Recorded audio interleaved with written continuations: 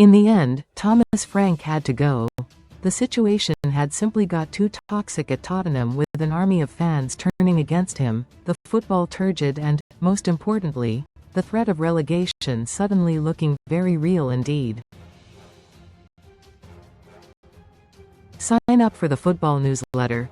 Thank you. Thomas Frank is statistically Tottenham's worst ever Premier League manager credit. Getty.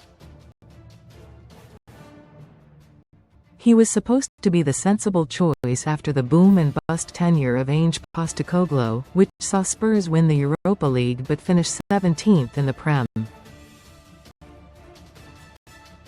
Yet, the Dane never seemed a good fit for the North Londoners, right from his first press conference until the day he was sacked, just 8 months into a 3-year contract. Here, SunSport breaks down the 5 key areas the 52-year-old got horribly wrong. Style of play simply not the Tottenham way. There are some clubs where supporters demand their team play with a certain amount of flair, and Spurs are definitely one of them. Read more in Football.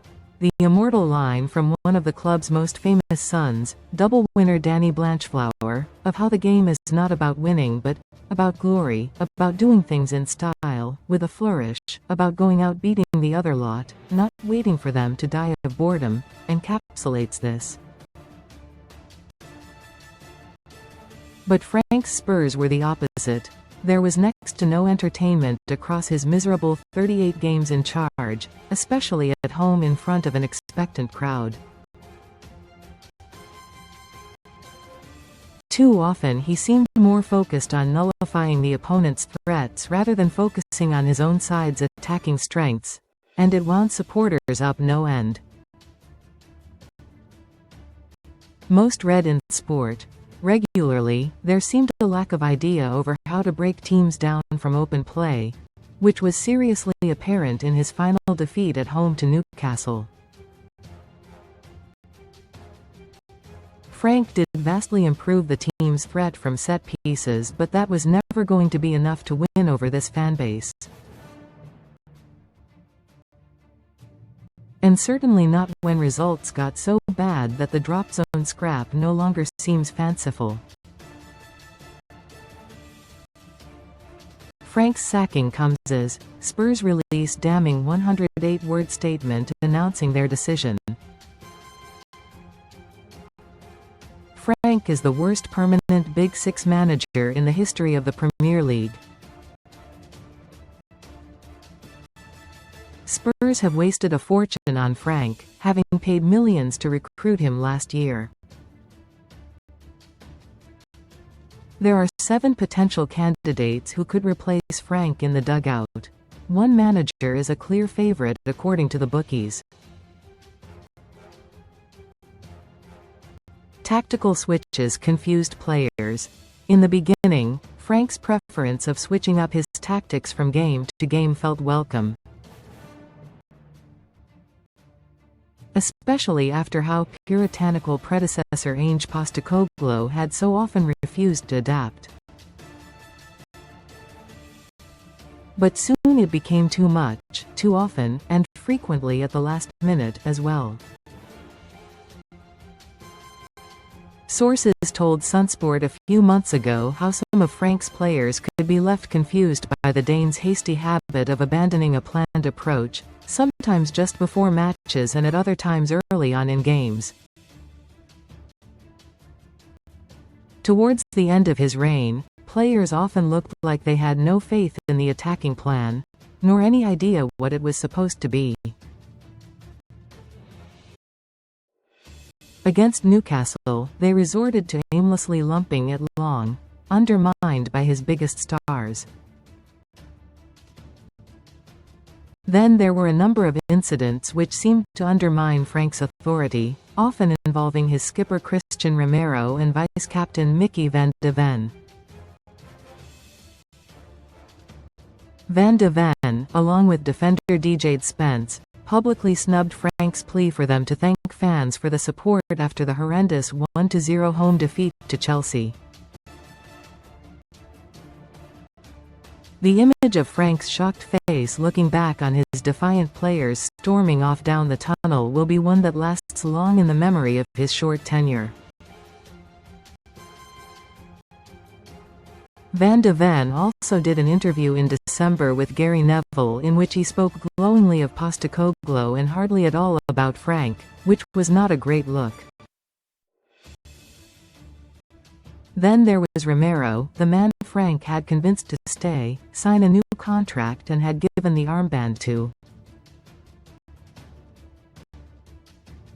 The Argentine caused his manager all manner of problems with 2 social media posts inside a month criticizing the hierarchy, and earned 4 separate suspensions off the back of 8 yellow cards and 2 sendings off.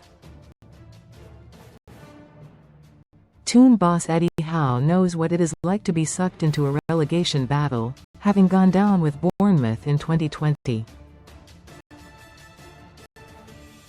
When asked by SunSport on Tuesday night what you need to get out of a tailspin like Spurs are in, he replied, "It's not easy. Momentum is tough to get and easy to lose. You need players to really fight for you.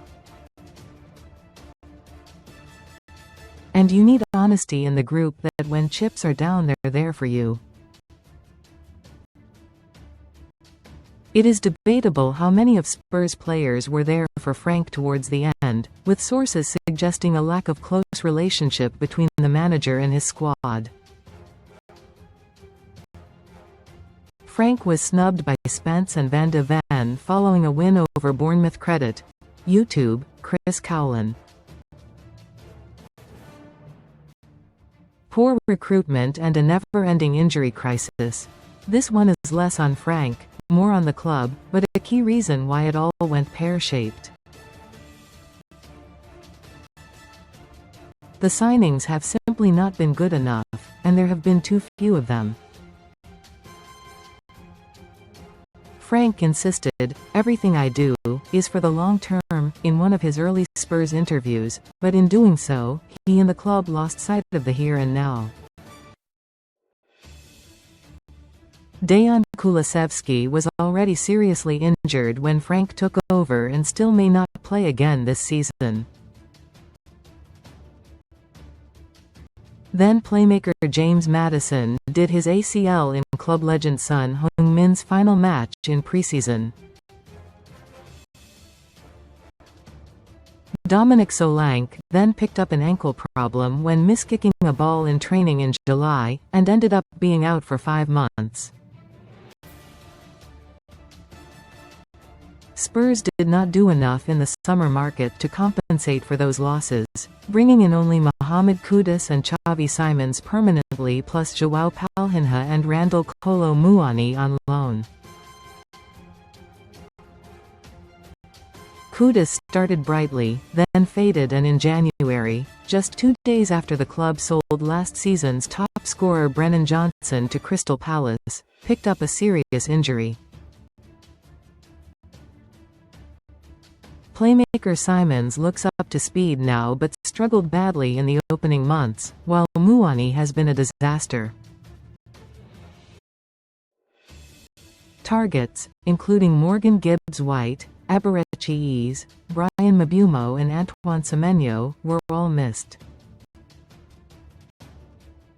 Frank prided himself on the lack of muscle injuries in the beginning, compared to the spate of them under Postecoglou, but even that went wrong as the months went on. After Wilson Odobert came off with what looked to be a knee problem against Newcastle, Spurs' casualty list now stands at 11 players. Tottenham's decision to sign just one experienced player in Conor Gallagher in January now looks like arrogance, willfully disbelieving the severity of their situation. Frank was badly let down by his old mate Johan Lang, the club's sporting director, who is among those who deserves serious scrutiny now. Tottenham have missed big players to injury and suspension this season. Credit, Alamy. A failure to connect with supporters, and that awful Arsenal habit. Frank considers himself to be a people person and certainly enjoyed a warm relationship with supporters at his old club Brentford. But he failed completely to chime with Tottenham fans, and not just because of performances and results. Right from his first press conference, he seemed far more cagey than his time at the Getty and struggled to inspire confidence with his messaging. His brutal honesty was not what supporters wanted to hear, such as his declaration from his initial session with the media that, "One thing is 100% sure, we will lose football matches." It was one of a number of ill-advised comments he would later regret, with Spurs often bringing them up in memes after the latest calamity.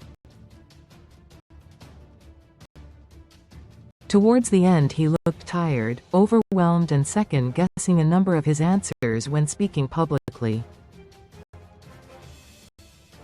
The job and the level of scrutiny looked too big for him to handle. Frank followed up his losing football matches comment by referencing how all clubs do, except for Arsenal during their invincible campaign. He had a strange, almost involuntary, habit of bringing up Spurs' arch-rivals in glowing terms, which of course went down like a North London derby defeat with fans. Recommended stories. And of course, the biggest gaffe of Frank's tenure involved the Gunners as he was somehow snapped at Bournemouth holding an espresso cup with their logo on the front. Call it unfortunate, call it careless, it will be the abiding image of his nightmare reign that seemed to underline just how ill-suited he was to Tottenham. Frank was spotted holding an Arsenal-branded cup during one managerCredit, Getty, comments.